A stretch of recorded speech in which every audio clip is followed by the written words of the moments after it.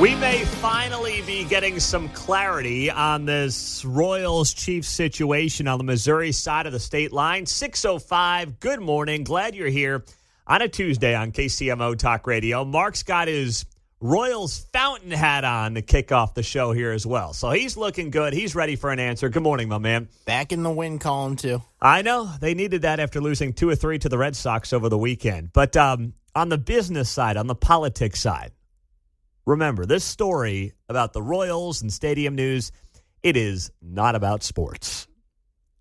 It is, at its core, a political story. The politicians are the ones who are doing the wheeling and dealing.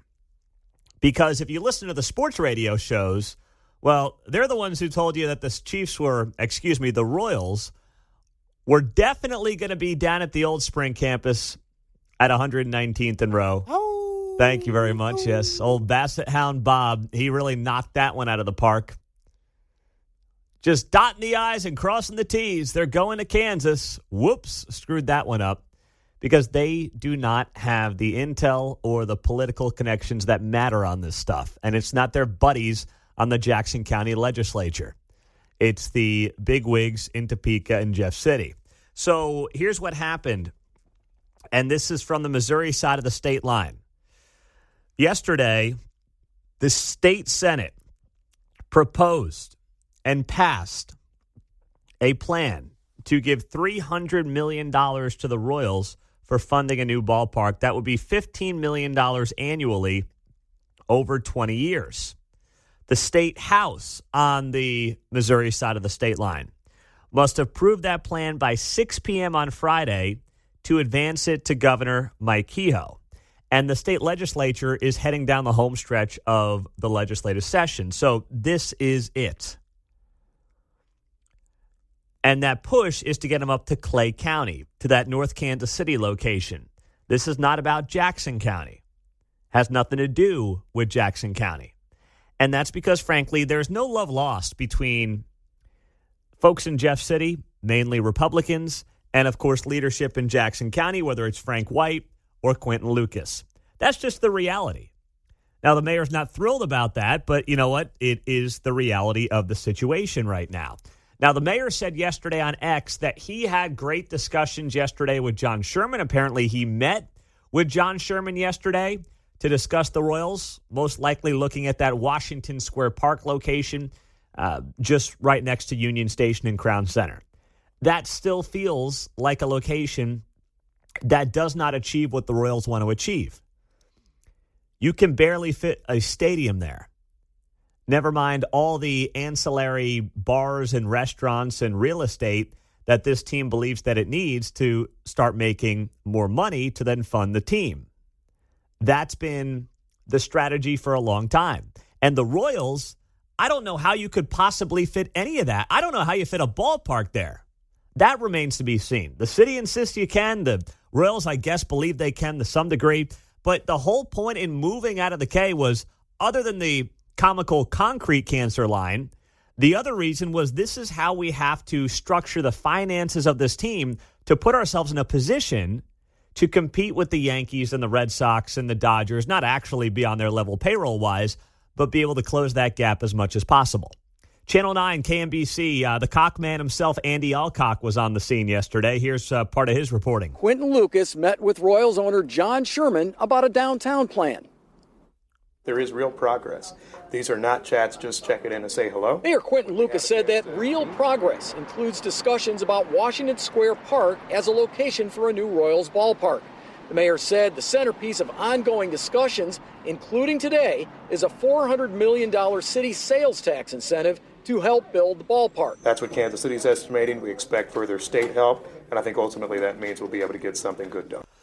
Well, I'm just here to share with you, the city is not really interested in helping Kansas City, Missouri. There are many reasons that the state of Missouri prefers Clay County.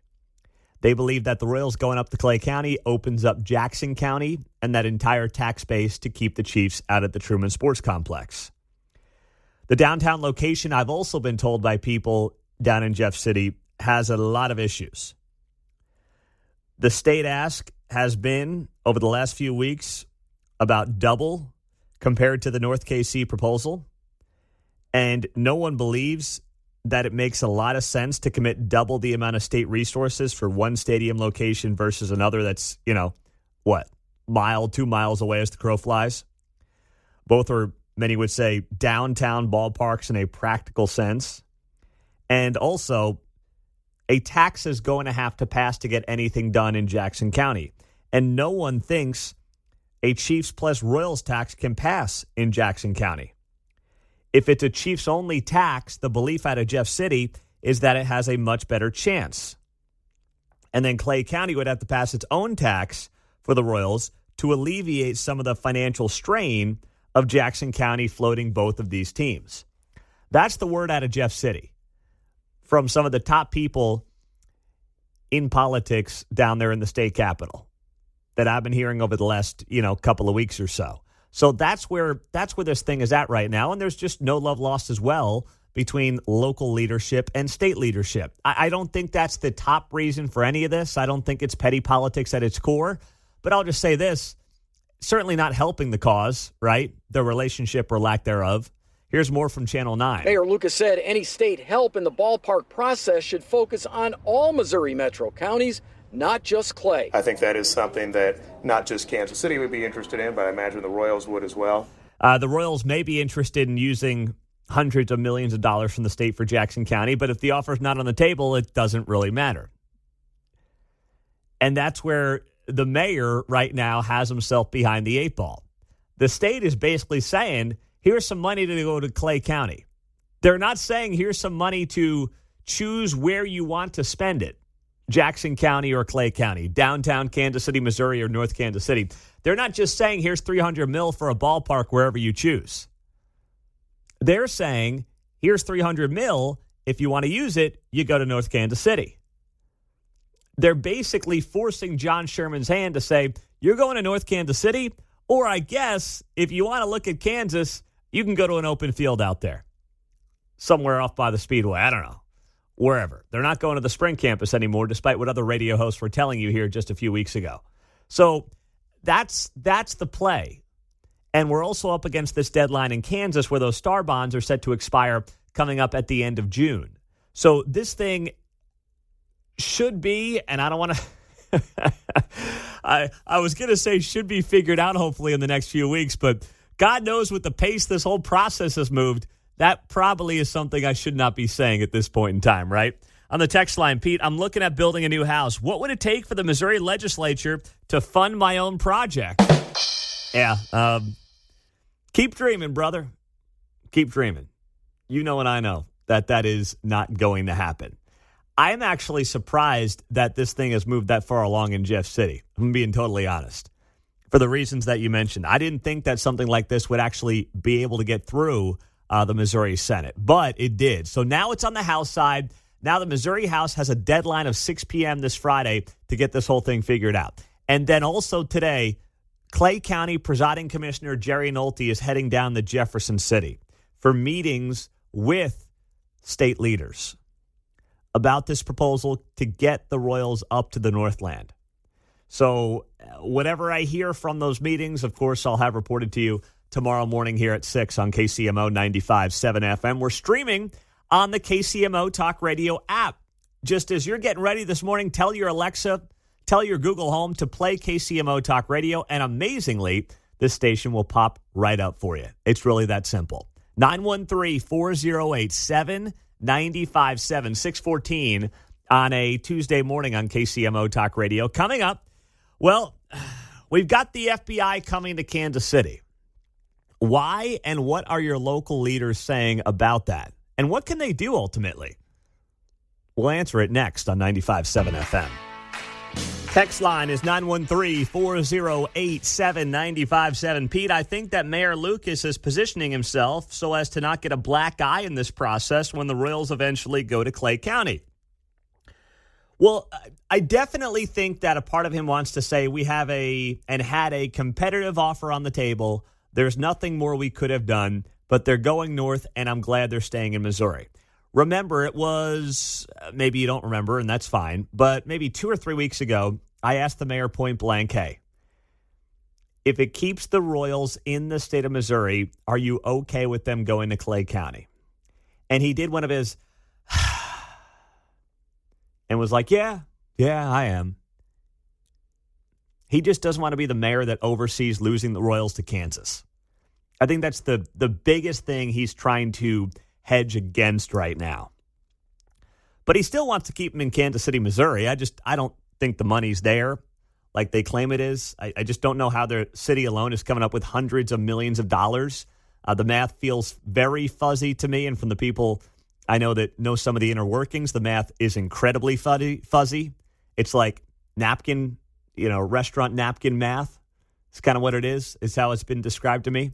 So, but listen, he's doing what he can, knowing full well that the state is not really on board with keeping the Royals in Jackson County. So we'll see how it goes today. Jerry Nolte, Clay County Commissioner, is going to be down there in Jeff City trying to put a bow on this thing and see if they can get some funding from the state to help the Royals go up to North Kansas City.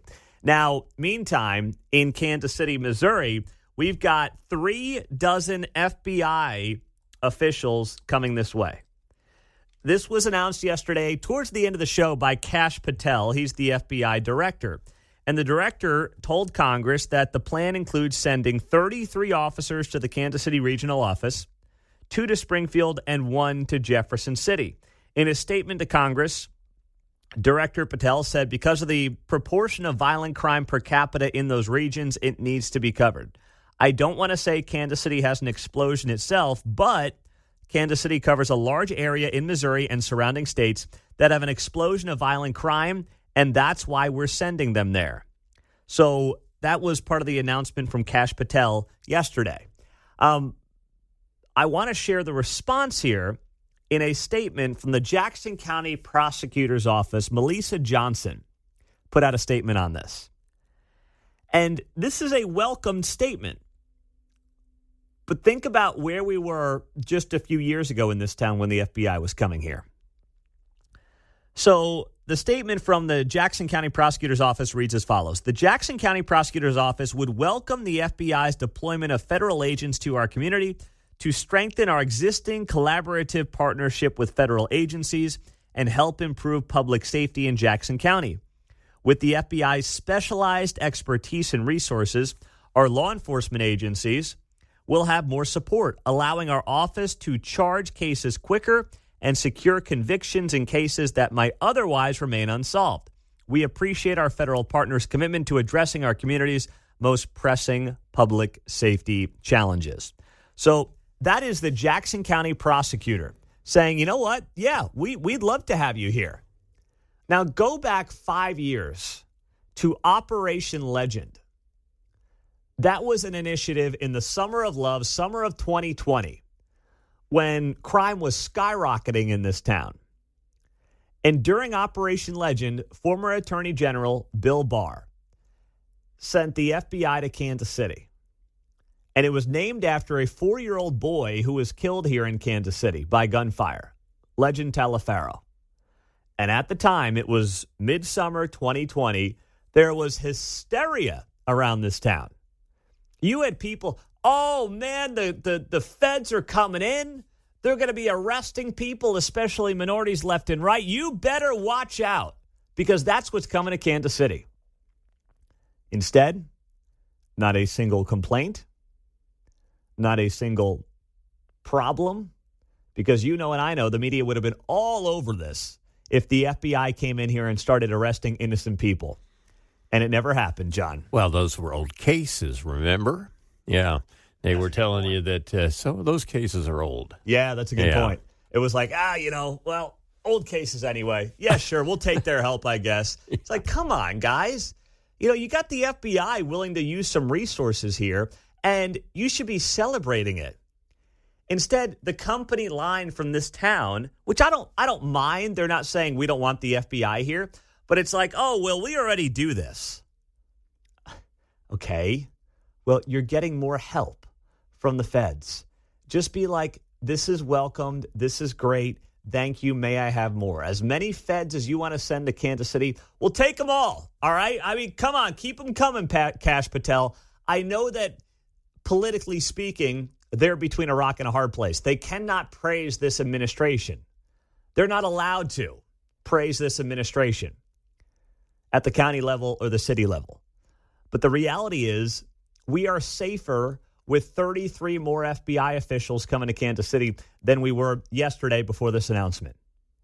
And that is something that every resident, Democrats, Republicans, independents, I don't care what you are, you should be happy about this, and you should be giving some credit, even if you don't want to this administration and this FBI Director, Kesh Patel, for sending them out here. Here's Channel 5's reporting on this yesterday. Historically, we have always had good working relationships with FBI and many, many other federal partners. While KCPD couldn't go into detail about what exactly this partnership will look like day to day, they're grateful for their help. That's something that we rely on, and we look forward to continuing. That is Jake Bikina, KCPD, does a great job. But listen, he's just largely, obviously, in that position as the communications guy, being told what to say from the chieftains there at KCPD. And we're going to have on Chief Stacey Graves this morning at about 8:15. So she's going to be on the show. Make sure you're back here for that conversation with the KCPD chief. But like, even when he starts off by saying, well, we've always enjoyed our existing relationships, you're getting more resources. You guys complain about how you don't have enough resources. You're getting it. I mean, just say this is great. We appreciate the administration giving us these resources. We'll take as much as they want to give us. Instead of like, we're happy to build on our existing relationships. I understand you're scared to death of giving any credit to the Trump people, but goodness gracious. I mean, we've been in a crisis now between property crime and homicides for half a decade. Just embrace it and roll with it. Trump didn't slap the cuffs on anybody. Let's just give credit to the people who work at the agencies and forget about who the Uber boss is. Yeah, right? I mean, if you want to do it that way, too, well, sure. I'm fine with that. The FBI, the ATF, they all combined here recently. We busted a lot of people, came up with some more charges. That's right? true. So, yeah. Plan is to bring almost 40 agents to Missouri, 33 to Kansas City specifically, 2 to Springfield, and 1 to Jefferson City. The FBI can be an incredible partner and often is a great partner in that. So we welcome those boots on the ground. When I asked Mayor Quentin Lucas about this, he had some reservations. I think a chunk of this, however, relates to DOGE initiatives in terms of how you get employees out of Washington. I'm not here to celebrate taking employees out of D.C. It's not what I ran for, but I am always happy to have help. Can you just less is more? Holy crap, less is more. just let it go. Well, they have to live in the city limits, of course. You kidding me? You know how many people, and I know personally who live in D.C., who if they got shipped out, they'd be doing freaking cartwheels down the street. You know how expensive that place is to live? For crying out loud. Oh, my goodness. I don't know if this is about DOGE. The FBI is not saying it is. But you know what it does? It makes this town safer today than it was yesterday. It is an anniversary of sorts for Bill O'Reilly. What is the anniversary? It is the anniversary of arguably his most viral clip ending up on YouTube 17 years ago. It's an old clip of Bill O'Reilly from his time hosting Inside Edition before his days at Fox News in one of the great viral moments the internet has ever seen. That's tomorrow, and that is it for us today. Okay, I don't know. Whatever it is, it's not right on the teleprompter. I don't know what that is. I've never seen that. No, there is. We are going to do Sting, yeah. Okay, but... Okay. Now, I can't read it. There's no words on it. Okay. Ready? Sure. There's no words there. To play us out. What does that mean? To play us out. Sting is going to do. It's a video. Sting video. Okay. What is for credits? I don't know what that means. To play us out. What does that mean? To end the show? Yeah. Yeah. All right. Go. In 5, 4, 3. Here we go. That's tomorrow, and that is it. In 5, 4, 3. That's tomorrow, and that is it for us today. And we will leave you with a... I can't do it. Can't do it. Okay. We'll do it live. Okay. We'll do it live. Do it live. I'll write it, and we'll do it live. Right. And thing sucks. In 5, 4, 3. That's tomorrow, and that is it for us today. I'm Bill O'Reilly. Thanks again for watching. We'll leave you with Sting and a cut off his new album. Take it away. Take it away. And with that, it is one of the all-time great internet moments. Went viral 17 years ago from Bill O'Reilly's time pre-Fox News hosting Inside Edition. Say what you want. I've never gotten that worked up behind the scenes here at KCMO. Not even close. You could hear the heavy breathing. Woo. Now, just confirm for the audience. I've never done that before, right? No. Okay. Thank you. Coming up, we'll talk to Dave Traubert, Kansas Policy Institute. We'll do it live. Thing sucks. Good morning. Glad you're starting off your week or your day with us here on 95.7 FM, streaming on the KCMO Talk Radio app. So we do have an update for you to lead the hour. We just got the inflation numbers in, so a lot of excitement there. Fuel driving the inflation numbers that came in below expectations. It's like this stuff is not hard. Trump gets it. If we get the cost of fuel down, then it helps decrease the price of everything else. This is not like you need an MBA to figure this stuff out, John. Well, it was exactly the move Biden made to throw us into trash. Yes. That was the very first thing he did. It was obvious. It's like, come on, ding-dongs. Yeah, that's the nicest thing you could call Joe. Come on, man. You're right, though. It's like, man, it's their Green New Deal scams, all that green energy nonsense that they were heavily subsidizing, hurting oil and gas, was helping drive up the cost of everything in the name of saving the planet. In the meantime, all they really did was largely destroy the planet in the name of climate change, for crying out loud. Certainly hurt the country in a big way. I was getting a little gas this morning, a quick trip up the street, and I was just thinking about the I did that stickers. I thought, oh, that'd be great to have a little Trump I did that stickers there with the prices coming down. Once we get below $2.50, we got to get those stickers. Yeah. All right? I did that. Once we get $2.50 on the gallon and like $5 a gallon in California because they've got so many state taxes out there, we got to get the Trump I did that stickers. That would be fantastic. That's awesome. Trump is in Saudi Arabia, by the way. He's set to give some remarks here at some point this morning. If they come in while we're on the air, we'll bring them to you before Kevin Keatsman takes over with Uncanceled at 10 o'clock. We do have an update from Rosie O'Donnell. I know we got to get old Rosie back in the mix. She's very concerned. She's over there in Ireland right now. She left the United States. She's a complete, absolute whack job and a nut job. She's a real beauty. No, she's not a real beauty. She's a total head case.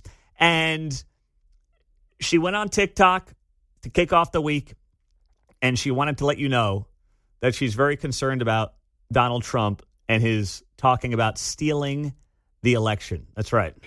Things are getting crazy over there in the U.S. of A. I mean, they've been crazy for months now, right? At least 100 days. If he admits one more time that the election was rigged, I mean, why is he allowed to admit this over and over again and no one does anything about it? It's very obvious that it was. And he keeps saying it because he has like some form of dementia or something that he can't help but tell on himself for what he's done, as he has always, or he puts it on someone else, exactly what he has done. But it's very, very overwhelming, and I can't even begin to talk about the ICE raids and who the hell are these ICE people, and their names are going to come out, and boy, if they could see themselves the way the rest of Americans see them. That would be a wake-up call, don't you think?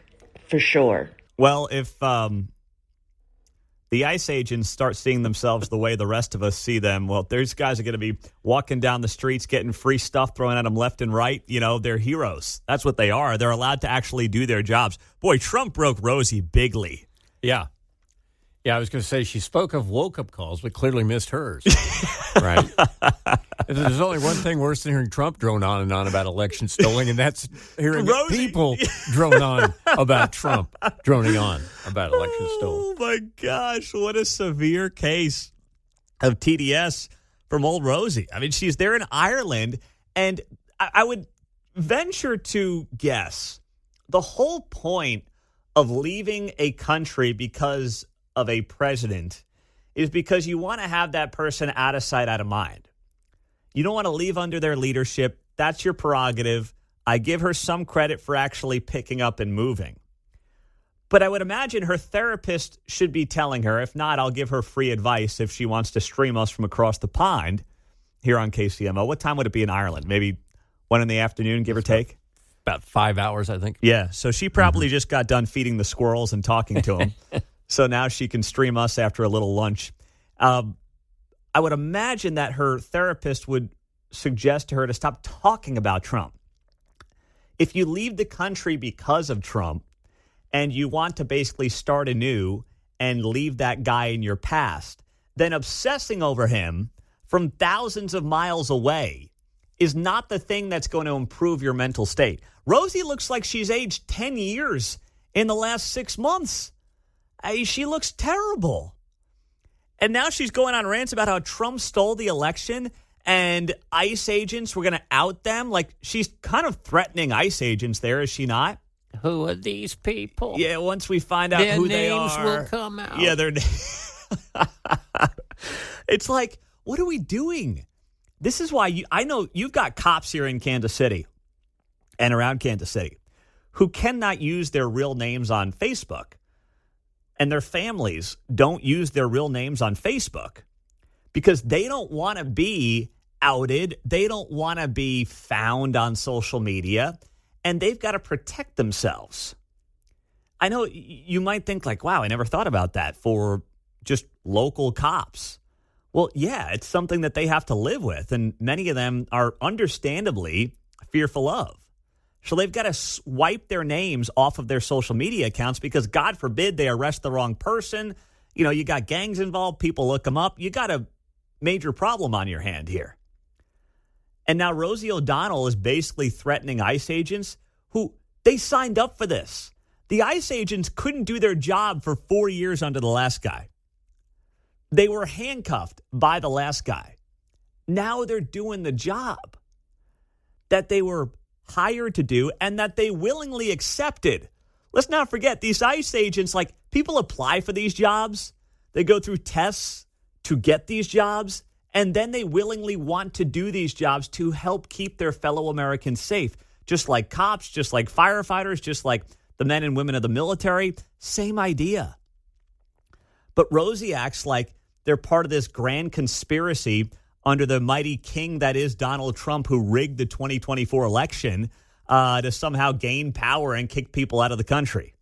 And it's like, actually, Rosie, yes, that's part of why he was elected. It just wasn't rigged, as you insist it was. 913-408-7957. That's the text line and the studio line on KCMO. Pete, where does Rosie get her news? That's a great question. Fake news. It's not KCMO Talk Radio. That much I can tell you. Also on the text line, Pete, 2024 was too big to rig. Tell Rosie to go back to feeding the squirrels. Yes, she needs to do that. You're right. Where Rosie gets her news sort of feeds into a story we talked about the U.S. being unpopular around the world. It's because CNN is the number one mouthpiece around the world. That's where people have their perspective of the U.S. That's a good point as well. They get all the information from like CNN overseas, and we know what hot garbage that is. All right. We've got some new rankings here, and I've got some good news. Kansas and Missouri are not in the 10 states with the highest obesity rate. So that is great job. Woo! We're all doing outstanding. Not that we're at the top of the food chain. We're not one of the 10 states with the lowest obesity rates, but we're not in the top 10 states with highest obesity rates. That would be West Virginia, number one in the country with highest obesity, 41.7%. That ain't good. Number two on this list for highest obesity rates in the United States, Arkansas, 40.5. Then you've got Mississippi, 40.4, followed by, rounding out your top 10, Louisiana, Alabama, Oklahoma, Iowa, Kentucky, Indiana, Tennessee. A lot of states that border us,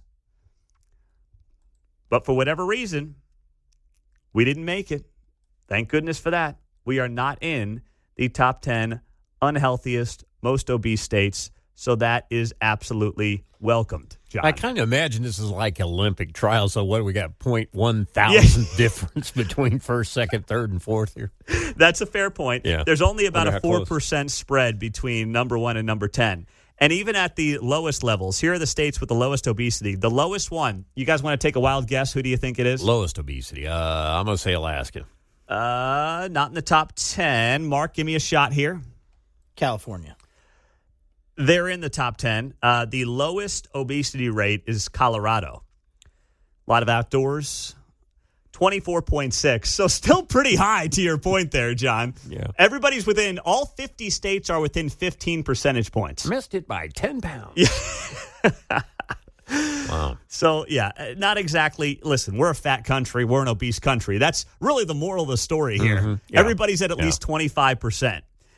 The 10 states with the lowest obesity rates: Colorado, Hawaii, Massachusetts, California, New York, New Jersey, Vermont, Connecticut, Florida, Montana. But even Montana, which is top 10 lowest obesity rate, is over 30% obese. So, like... Yeah, boy, tallest midget here. I don't know. There's nothing to brag about, so to speak. No, nothing at all. I mean, the Maha movement can't kick in quickly enough. Yeah. Man, it's just like... there's a lot of personal responsibility at part of the equation here as well. But just don't forget, pharmaceutical companies make money when you're sick. They don't make money when you're healthy. They don't make money when you're healthy physically. They don't make money when you're healthy mentally. They make money when you're sick physically. They make money when you're sick mentally. And frankly, collectively, we're lazy. We want a, shot to fix everything. And in some cases, it's working, like Ozempic. Now, I don't know what the side effects on that stuff is going to be. I don't think we have even any idea what the side effects of the Ozempic and all the knockoffs are going to be. I don't think it's going to be pretty. I know we don't have all the research yet, but if you magically think that you're going to take a shot and you're going to drop 50, 100 pounds without any exercise, and there's not a single side effect to that, I mean, I know that people that are doing it are loving it, but man... we just don't have all the answers. And even Trump was talking about Ozempic yesterday, or as he called it, the fat shot. Here he is talking about this yesterday. I mean, I'll tell you a story. A friend of mine who's a businessman, very, very, very top guy. Most of you would have heard of him. A highly neurotic, brilliant businessman, seriously overweight, and he takes the fat shot drug. And he called me up. And he said, President, he calls me, he used to call me Donald, now he calls me President, so that's nice respect. But he's a rough guy, smart guy, very successful, very rich. I wouldn't even know how we would know this, but because he's got comments. President, could I ask you a question? What? I'm in London, and I just paid for this damn fat drug I take. I said, it's not working. He said, I just paid $88. And in New York, I pay $1,300. What the hell is going on? There's a really rich guy, really fat, not working at all. I mean, this is certainly the funniest president of my lifetime. And I don't know how we're ever going to get somebody who's got a better sense of humor than this guy. That was just gold. He's trying to prove a point about how jacked up the healthcare system is, and does the Trump weave, tells a story about his fat friend who's still fat, and takes the fat shot drug and somehow isn't getting any thinner. It's just brilliant. Absolutely brilliant. Let's go back to March 18th here on what is a Tuesday, May 13th on KCMO Talk Radio, and share with you something that was said by the goober himself, who amazingly was almost vice president of the United States, Mr. Rocket Tim Walz, leg-swinging man, of course, who was formerly Kamala Harris's VP pick. He said this back on March 18th. Saying on my phone, I don't know, some of you know this on the iPhone, they've got that little stock app. I added Tesla to it to give me a little boost during the day. 225 and dropping. So, and if you own one, we're not blaming you. You can take dental floss and pull the Tesla thing off, and take out, just telling you. Oh, my gosh. He's a troubled guy. Tim Walz made those comments on March 18th. Tesla was at $236 a share. Tesla is currently at $324 a share and climbing. Since Tim Walz made those comments, Tesla is up 37% as a stock. I'm not sure Tim Walz could be worse at anything other than politics, but apparently he is worse at picking stocks than he is politics. John? You've mentioned the guy's name before, but there's somebody that's horribly wrong that predicts that. Jim Cramer. There we go. CNBC. Yeah, right. They can open up a consultancy, maybe. Yes. Well, you read my mind here because I want to go back to something Jim Cramer had to say back on, let's go to Friday, April 4th. This was Jim Cramer talking about how he was fearful that on Monday, April 7th, we would have another Black Monday. That is in reference to the 1987 stock market crash. That was obviously a bloodbath. Here was Jim Cramer going back a few weeks. Let's play his audio clip from Friday, April 4th, just a few weeks ago. The president doesn't try to reach out and reward these countries and companies that play by the rules in the 1987 scenario. The one where we went down 3 days and then down 22% on Monday has the most cogency. We will not have to wait out too long, will we? We'll know by Monday. Fortunately, we had an excellent set of employment numbers today. At least it makes it less likely a crash will necessarily lead to a recession. But if President Trump stays intransigent and does nothing to ameliorate the damage that I saw these last 2 days, I'm not going to be constructive here. I will contain my anger, but only because I lived through 87, and in the end, I came out okay. I was in cash for the crash. I know what this feels like. Oh, and if Europe moves against our fabulous tech companies next week, then I will be furious. That I promise you, because it should not happen. The inverse Cramer is never wrong. There is a social media account called Cramer Tracker, called the inverse Cramer. And as that account shared yesterday, Jim Cramer's Black Monday prediction was the exact market bottom. The NASDAQ is up 24% since Jim Cramer warned of a Black Monday. He is the single greatest indicator known to mankind. If he predicts something for the markets, some of his most famous predictions have been wrong. We're all in the prediction business, and trust me, there are plenty of times that I am wrong. I paid for it with naked laps, thanks to Sharice Davids blowing out Amanda Atkins. I won't make that mistake again. We will all be wrong in this line of work. But when your history of your biggest predictions are consistently wrong, you kind of become a meme, and that's where Jim Cramer continues to land, John. That's the first time I really paid attention or heard him, so I don't know if he's ever met a syllable he wanted to finish or not. Sometimes you could tell he's wrong. I wasn't sure what he said. It is kind of amazing. You wonder how some of these people got to where they did. Yeah. And he's an entertainer, but he doesn't really speak too well. Slow down. You're swallowing those words. Slow it down, brother. But somehow he has made tens of millions of dollars over his career on CNBC. So there you go. Just some of the people who are fear-mongering you over the last few weeks. Now, did Trump change course here a little bit on this tariff stuff? Yeah, he did. But this was the thing.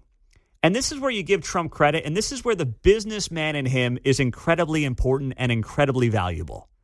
Trump is not really an ideologue like so many politicians, where it's like, I'm a Republican, so I do this by this playbook, and no matter what happens, this is what we're doing. Trump is more of a business guy where he's like, I believe in doing it this way. I'm going to try to do it this way. But like in business, if this way doesn't work, you pivot. And you pivot quickly. Mm-hmm. And that's what he's in part doing here. He's not acquiescing his whole plan, but I think he's tinkering with his plan based on the results that the last few weeks have ultimately, come along with. If you go into the fight just throwing the right jab, you're going to get your clock cleaned with a left hook, right? Mm-hmm. You got to know how to do it. You sit here, you're ready, you're in your posture. Now, if they do, counter, you got to counter it. Yep. So how do you know he changes? Like when people say, oh, he backed down. No, he didn't. He just set up the parameters. He's playing within the ballpark. And now the S&P is up year-to-date 0.4%. The S&P from last year at this time is up 13%. Any headlines on that today? Something tells me no.